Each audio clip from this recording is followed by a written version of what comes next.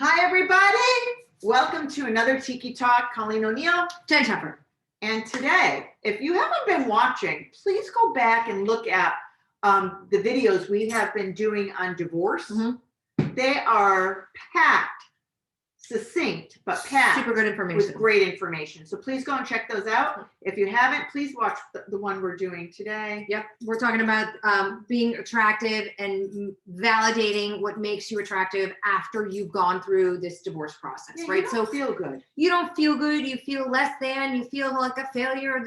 Whether you believe it or not, you're going to start off feeling amazing and the world is your oyster. But it's those little horrible things that creep in at night when you're by yourself and you roll over and it's just you.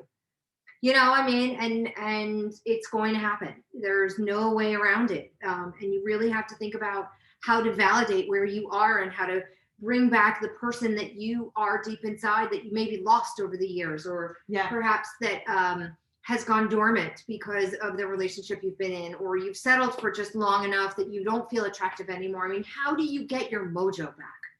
And I think that's, I was telling Jen earlier that after my divorce, I definitely did not feel attractive. I definitely did. And my ex had already moved on, and I'm not going into that whole thing. But my point being, I didn't feel good about myself. And so what I was doing was looking outside of myself by being validated by other men.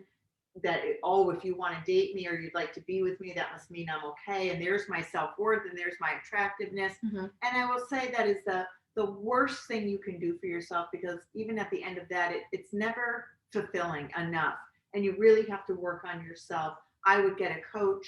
I would get a therapist. I would get, as we talked in our other videos, that team, or come to one of our events that we do, small group events for helping women post-divorce. And this is one of the areas that we address so effectively, I believe, but you cannot seek what you need in somebody else.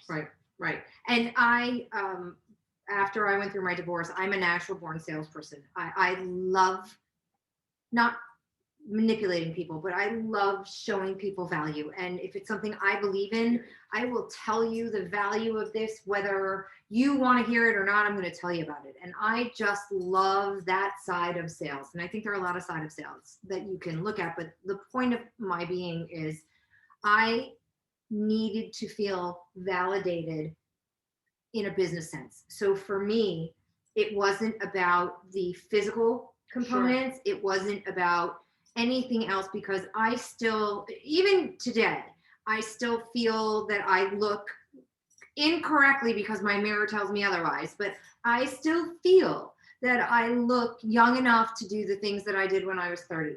And a lot of it has to do with building relationships and getting people to trust me. And that was a very business-oriented thing. So what helped me validate who I was to get back to a place where I felt valuable in a business setting. A professional sense. But a lot of what I had to do in business was a personality issue. And for me, I never felt that I could, I never felt I had to squash who I was, but I definitely felt I had to change who I was. So it was beautiful for me and validating to be able to be me again. Yeah, and to know that when you're being you again, and if you get it through business or you get it through yourself or some other area, right, or through exercise, your strength.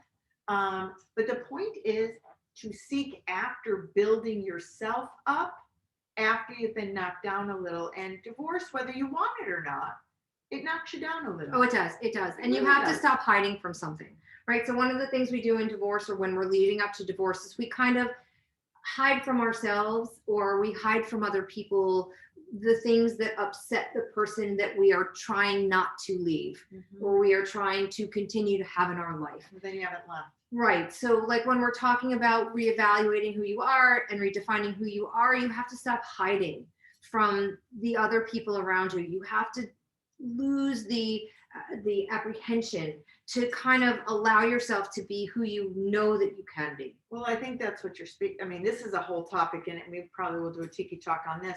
But if you're trying to make sure that your ex is happy, oh, that's a problem. At your own expense, yeah, then you haven't really divorced. Right. All you've done is physically take separate space. Right. And then your ex is still in charge. Right. So we want to make sure that you understand you need to validate yourself. Yes. You need to look within yourself. You need to find your own interest. You need to see what makes you whole, what makes you happy, what brings you joy. And those are the things that you really And do need. them. Yeah. You need to really pay attention to that. You need to focus on it. You need to make sure that it moves in the way that you want it to move. This is your opportunity, right? You've made a new start for a reason. So you're starting from scratch and you get to define who it is that you're going to be, who it is that you want to be, what example you want to set, what mark you want to leave. So, right. I was going to say, don't get divorced and stop there. That's just the beginning. Yeah. So now you have the opportunity to be who you want to be, where you want to be, and how you want to be. So don't let anybody tell you otherwise. This is your opportunity. Make sure that you take advantage of it. And Tiki Talk will help you get there. Yeah. Subscribe below and watch our other videos. We'll see you soon.